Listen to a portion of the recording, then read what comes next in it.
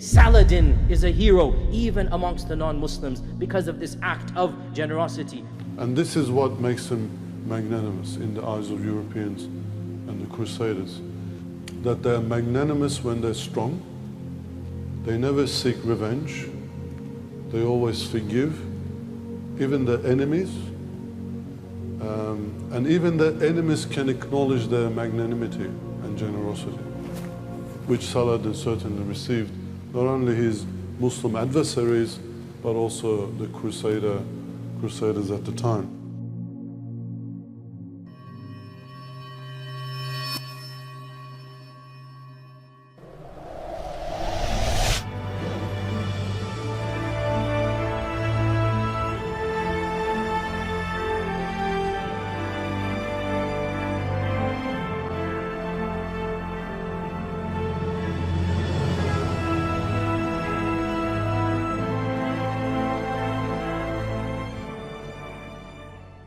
Most important battle that ever took place after the time of the Prophet ﷺ. It is a battle that every Muslim should know, every Muslim should be aware of, especially in light of current political circumstances, and that is the famous battle of Hittin that took place in the year 583 Hijrah, corresponding to September 1187 CE. And of course, the battle of Hittin is the famous battle where the greatest general after Khalid ibn al-Walid, and that is Salahdin al-Ayyubi, reconquered our city of Jerusalem from the invading crusaders after it had been in Frankish hands, in European hands for over 93 years.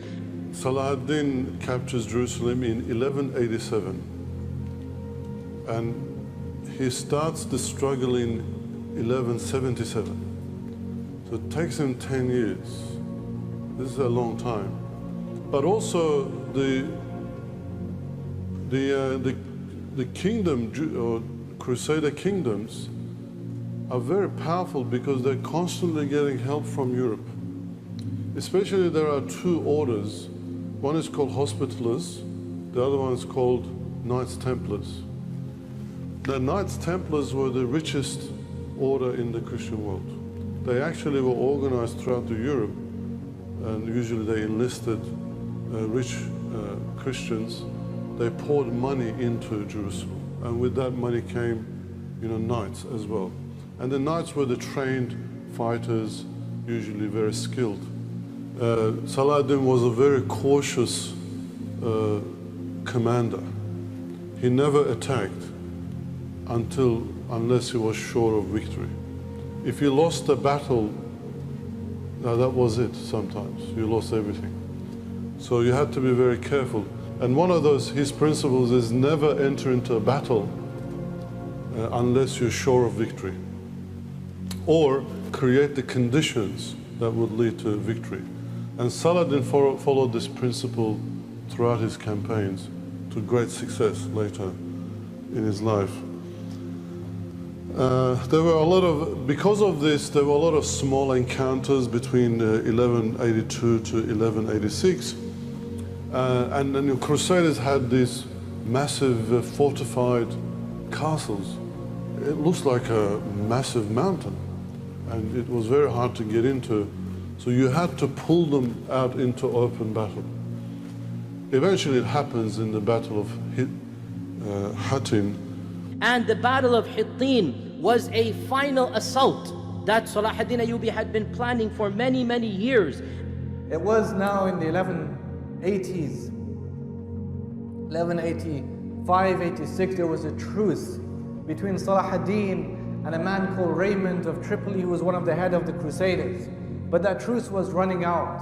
The truce between Raymond of Tripoli and Salahdin was coming to an end.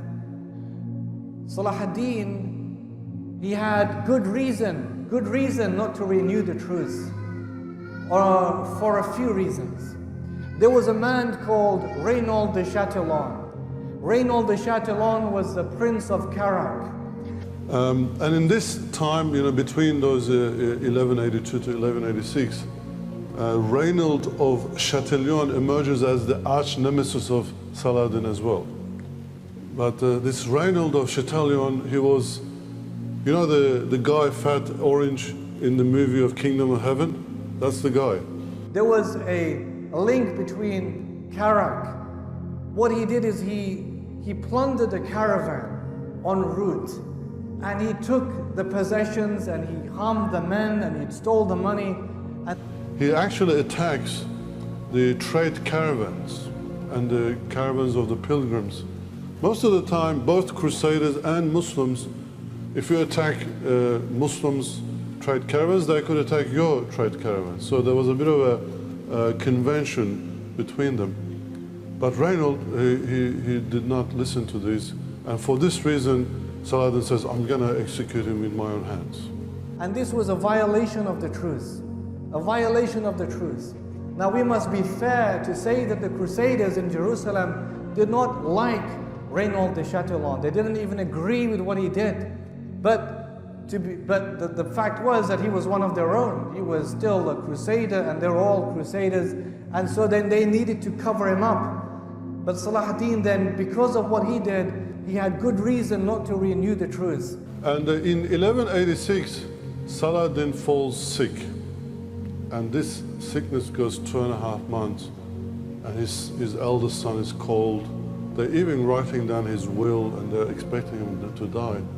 And this an illness, they thought he was going to die. Everybody was worried that Salahdin's going to die because he had this major illness, but he recovered from it. And he's saying, well, I still haven't done pilgrimage. I still haven't captured Jerusalem. And he sort of swears by God, saying, if I survive this, I'm going to capture Jerusalem. And he does it in a year. Salahdin was a very religious person. And especially when he became the ruler of Egypt, he kind of becomes more religious. He prayed 5 times a day, no matter what. He fasted all the time. Sometimes he couldn't fast because of the battle and conditions and so on. And he had his vizier or aides keep the number of days he wouldn't fast. And then later they would tell him how many days and he would make it up. He wanted to go to a pilgrimage, but he could never go in his lifetime. Actually, this was a very common thing, that rulers could not go to pilgrimage. The reason is that if you go, then your whole state empire is left to someone's attack. And everyone's just waiting like a hawk.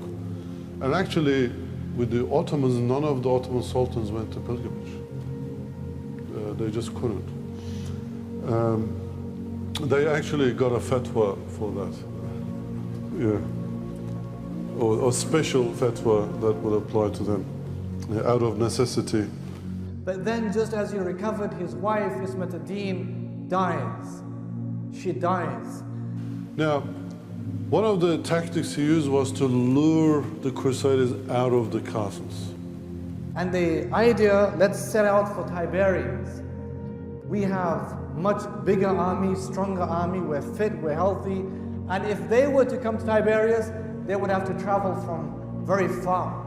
And it's very hot. And they'll get very thirsty. And they'll die on the way. If they don't die on the way, they get too tired to fight. So what happens is that they all head for Tiberias. And he does that to great success, or he just kind of lures them out. And especially at that time, the king is Lusignan. Guy de Lusignan was the king of Jerusalem, and along with the kings of other principalities, they decide to go out and face Salahdin out in the battle, in the open, and they muster 20,000 strong army. And 20,000 for those times is very big. Like most of the times the battles are fought with 1,000, 2,000 people. And Salahdin had an army of 30,000.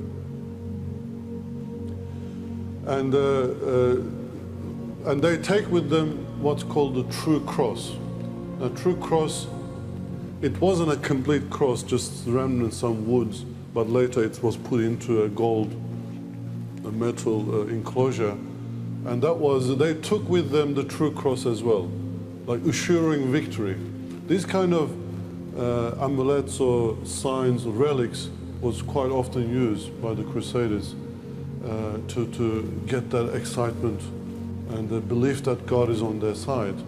And Muslims are doing that, or thinking that God is on their side as well, not with relics, but with words as well. The Battle of Hattin is a strategic masterpiece on the part of Salahdin. Now it's very hot, very hot. One of the first things Salahdin does is he ignites fire scrubs, because he knew that the westerly wind would blow in the direction of the Crusaders. And so all around, fire scrubs. And the wind, the smoke, the ashes is blowing in the direction of the Crusaders. Not only are they so fatigued and so tired and so thirsty, but now they're kind of in this conundrum situation because the fire scrubs.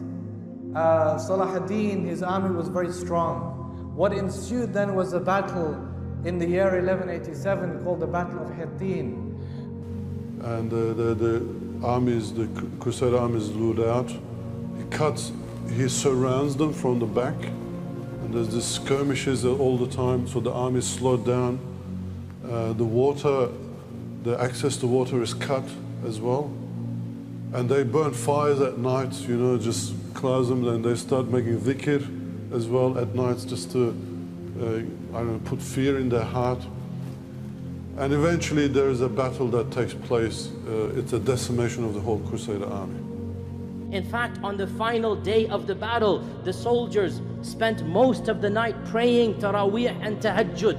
Most of the night they were praying Taraweeh and Tahajjud, asking Allah for victory, because they realized that without dua, nothing would happen. Without Allah being on their side, there was no point in all of the army and the weapons that they had.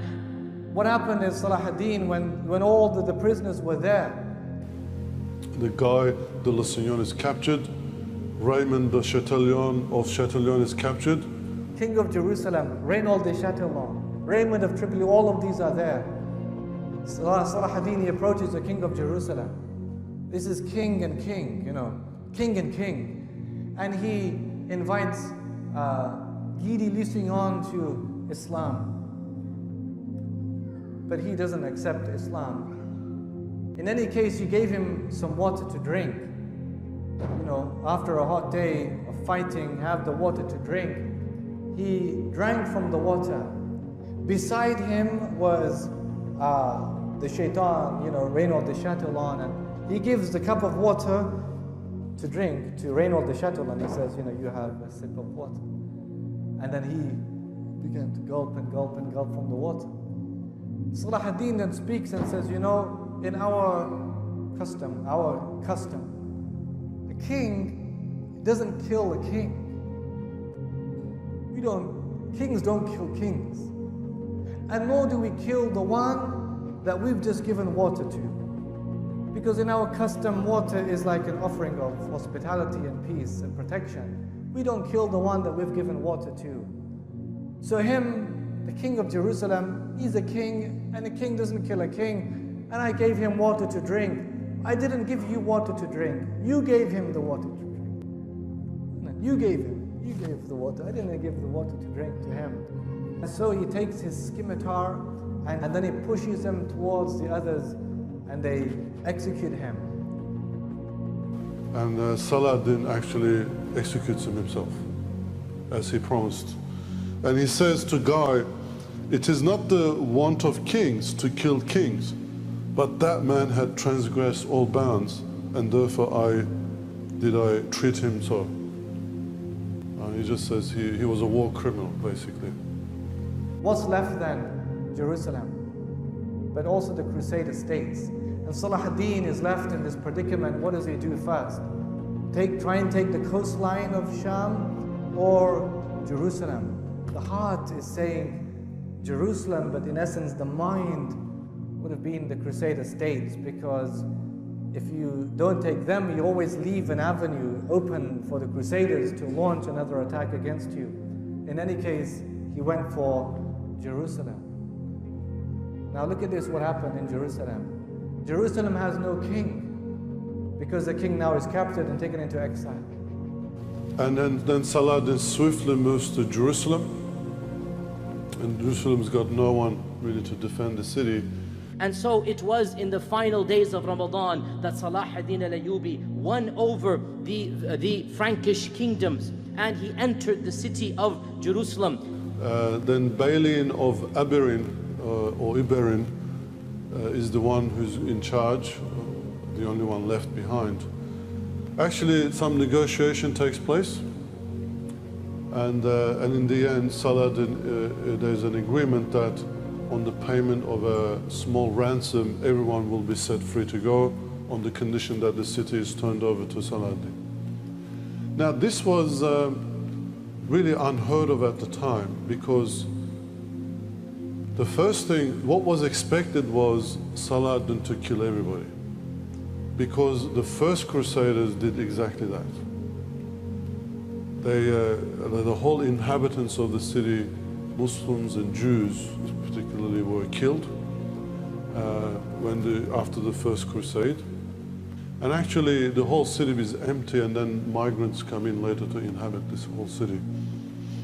So the expectation was that Salahdin repeats that, but he doesn't. When the Christians had entered Jerusalem 90 years ago, they slaughtered every single man, woman, and child.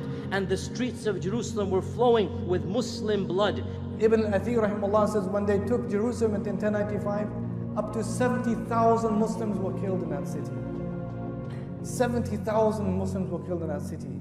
One of the Christian chroniclers, Albert of Aachen, this is not Muslim propaganda, this is a crusader saying this. He's writing in his German chronicler, Albert of Aachen. He says that we crusaders used to take babies and swing them and smash their skulls on the walls.